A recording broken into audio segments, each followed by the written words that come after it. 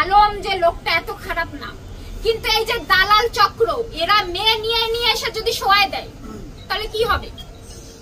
নিয়ে এসে শোয়ায় দিচ্ছে প্রতিনিয়ত, ওরে খারাপ বানানোর পেছনে এর আশপাশে আর তার ফ্যামিলির লোকজন।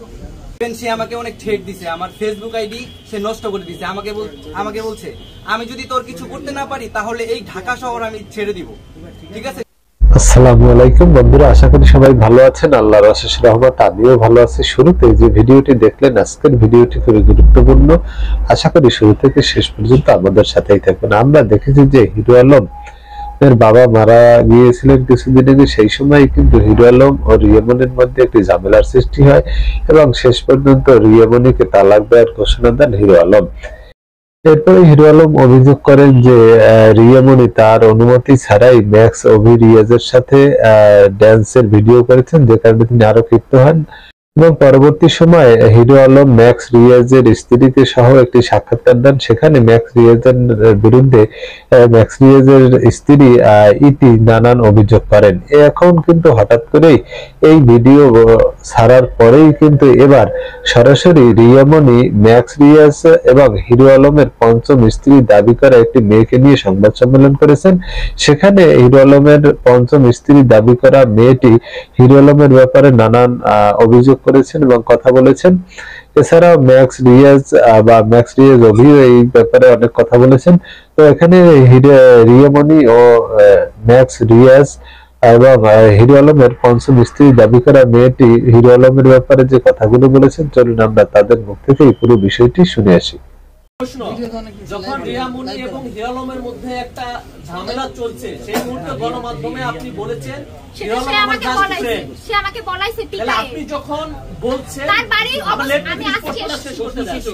আমি তখন তার বাড়ি অবস্থান করছি, রিয়ার সাথে আমার কথা হওয়ার পরে কিন্তু ফোন কেটে যায়, সেটা কিন্তু রেকর্ডিং হয়।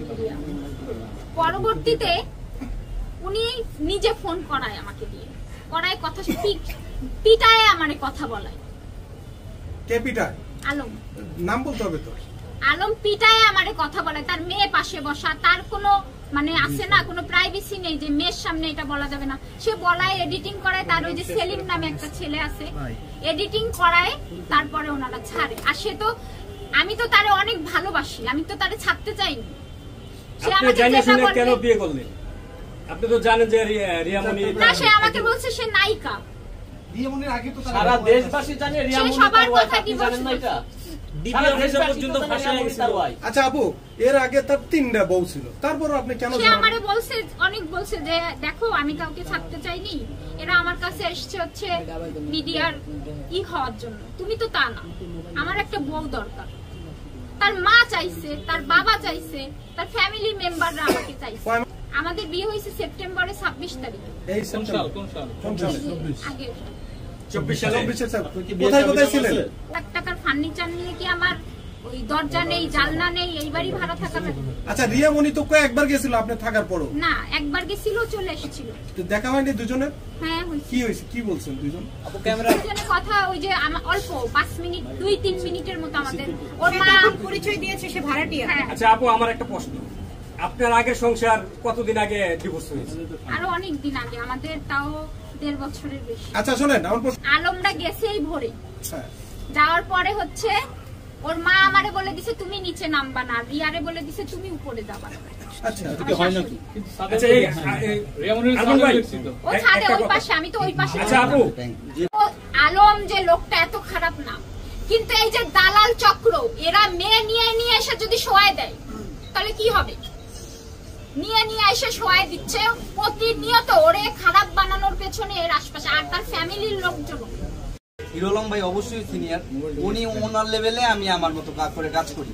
এখন উনার কোনো কন্টেন্ট মানে ওনার কোনো খায়া দেয় কাজ নাই, উনি এতদিন আলোচনায় আসতেছে না, এর জন্য উনি মনে করেন তার পিছে লাগে। এখন তো আর কেউ পাচ্ছে না, আমার পিছে লাগছে। তার সাথে আমি ভিডিও করছি, এতে আমার কোনো দোষ আছে? আমি একজন কন্টেন্ট ক্রিয়েটর, যে কোনো কারোর সাথে আমি ডান্স করতেই পারি। সবাই একটু নোট করবেন, তার সাথে আমি ডান্স করছি, ঠিক আছে, 10 তারিখে। সেই ভিডিও আপলোড করছি 15 তারিখে। তার 7 ঘন্টা না 5 ঘন্টার পরে তার বাবা মারা গেছে, আমি কোনো কিছু জানি না। সে উল্টা কমপ্লেন করে যে আমি তার ওয়াইফকে নাকি ভাগায় নিয়ে আসছি, এটা সেটা। ইভেন সে আমাকে অনেক ঠেট দিছে, আমার ফেসবুক আইডি সে নষ্ট করে দিছে। আমাকে বলছে আমি যদি তোর কিছু করতে না পারি তাহলে এই ঢাকা শহর আমি ছেড়ে দিব, ঠিক আছে। সে আমাকে এরকম কমপ্লেন দিছে, সম্পূর্ণ সবকিছু রিপোর্ট আমার কাছে আছে। সো সে একজন সন্ত্রাসী মানুষ, সে যেহেতু আমাকে ক্লেম করছে, সো আমি তাকে কোনো পাল্টা রিয়েক্ট না করে তাকে আমি কোনো পাল্টা রিয়েক্ট না করে, অবশ্যই দেশে আইন আছে, ঠিক আছে, আমি আইনের আশ্রয় নিছি। আমি পুলিশের কাছে গেছি, পুলিশের কাছে যাওয়ার পরে পুলিশ ডিডি করে নিছে, এই হচ্ছে ব্যাপার। তো তার কিছুদিন পরে হিরো আলম কিন্তু আমাকে একটা কথা বলছে যে তোর বউয়ের সাথে আমি ভিডিও করব, ঠিক আছে, আমার কাছে রেকর্ড আছে। আমি ভিডিও করবে, সে ডান্স ভিডিও করবে, সে মিউজিক ভিডিও করবে, ওকে করুক, সে আমাকে জ্বলাবে, ঠিক আছে। আপনিও ওনার বউয়ের সাথে করেছেন, এই জন্য পাল্টাপাল্টি উনিও করবে, করতেই পারে। আমার কথা বুঝছেন? তালাক দিতে ওর কোনো অনেক কারণ আছে। হিরো আলমের অবশ্যই দোষ আছে, আমাকে বলতে দেন, আমি সবকিছু প্রকাশ করি। হিরো আলম ভাই, আমি যখন ওনাকে নিয়ে ভিডিও বানাই তখন উনি আমার ওয়াইফের সাথে যোগাযোগ করে, ঠিক আছে। কিন্তু আমার ওয়াইফকে তো আমি তার 1 সপ্তাহ আগে তালাক দিয়ে দিছি, তার সাথে আমার কোনো সম্পর্ক নাই। আমার ওয়াইফ আমাকে বলছে, সে বলছে আমি নাকি তার বাচ্চা নষ্ট করছি। আমার বাসা গাজীপুর শালনা চৌরাস্তা, ঠিক আছে, রাস্তার ডাইন সাইডে। আমি তার বাচ্চা নষ্ট করছি নাকি সে পরকীয়া লিপ্ত, আপনারা একটু আমাদের এলাকায় যাবেন, গিয়ে একটু দেখে আসবেন, বলে আসবেন। আমার এলাকাও ঘুরবেন, তার এলাকাও ঘুরবেন, ঠিক আছে। সে হচ্ছে আমার সাথে থাকাকালীন সে মনে করেন আমি একটু বাইরে গেলে আমি তাকে ফোন ইউজ করতে দিতাম না, সিম ইউজ করতে দিতাম না। অনেক কান্নাকাটির পরে তাকে আমি একটা ফোন কিনে দিচ্ছি। আমি একটু বাইরে গেলেই সে একটা সিম ঢুকে সে কথা বলে, ঠিক আছে। হতে পারে হিরো আলম, হতে পারে অমুক তমুক।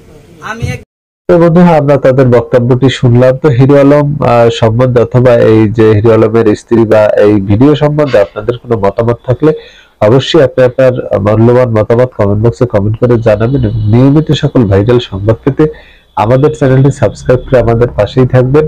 এবং ভিডিওটি ভালো লাগলে অবশ্যই লাইক করবেন, কমেন্ট করবেন, শেয়ার করবেন। দেখা হবে আগামী ভিডিওতে। সে পর্যন্ত ভালো থাকবেন। আল্লাহ হাফেজ।